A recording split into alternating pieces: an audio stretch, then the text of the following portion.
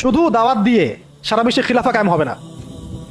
যারা বলে দাওয়াতই একমাত্র মেহনত, শুধুমাত্র দাওয়াত দিয়ে সারা বিশ্বে খিলাফা কায়েম হবে না, ইসলামী ইমারা কায়েম হবে না। আপনারা 100 বছর দাওয়াত দিতে থাকেন, ইমারা কায়েম হবে না। শুধু দাওয়াত দিয়ে রাসূল সাল্লাল্লাহু আলাইহি ওয়াসাল্লাম একেবারে আরব আজম এইটা জয় করেন নাই, দাওয়াতের সাথে জিহাদও ছিল। Wake up to reality.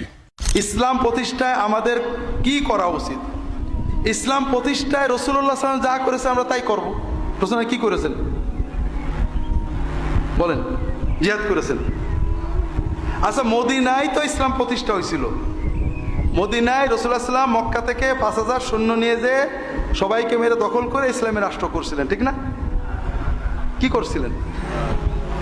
দায়ী পাঠিয়েছিলেন, দাওয়াত দিয়েছিলেন। সবাই মিলে যখন মুসলমানের রাষ্ট্র প্রতিষ্ঠা হয়েছে তখন তিনি রাষ্ট্রীয় বিধিবিধান আল্লাহর বিধান মতো, আল্লাহর হুকুম মতো পরিচালনা করেছেন। জিহাদ হলো প্রতিষ্ঠিত ইসলামী রাষ্ট্রের সংরক্ষণের জন্য, এটার নিরাপত্তা সার্বভৌমত্ব নিশ্চিত করার জন্য, সারা বিশ্বের মুসলমানদের নিরাপত্তা নিশ্চিত করার জন্য। আর ইসলাম, প্রথমে বলি, আবার ভুল করে ফেলছি, ইসলাম প্রতিষ্ঠিত আছে। কেউ যদি মনে করে ইসলাম প্রতিষ্ঠিত নেই, সে ভুল করছে। আল্লাহ ইসলাম প্রতিষ্ঠা করে দিয়েছেন রসুলের মাধ্যমে, কিয়ামত পর্যন্ত থাকবে। তবে জঞ্জাল আছে, ইসলাম আছে, অনেক ময়লা আবর্জনা ভুল ভ্রান্তি ঢুকেছে, এগুলো সংশোধন করতে হবে। প্রথমত দাওয়াতের মাধ্যমে, বিভিন্নমুখী দাওয়াতের মাধ্যমে ইমানদার তৈরি করতে হবে। আমরা যদি এখন, আমাদের একজন আমাকে বলছে আমরা এদেশের 80-90 ভাগ মুসলমান, আর এই সমস্ত শয়তান কাফের নাস্তিক আমাদের উপর ডান্ডা ঘোরাবে, আমরা কিছু করব না।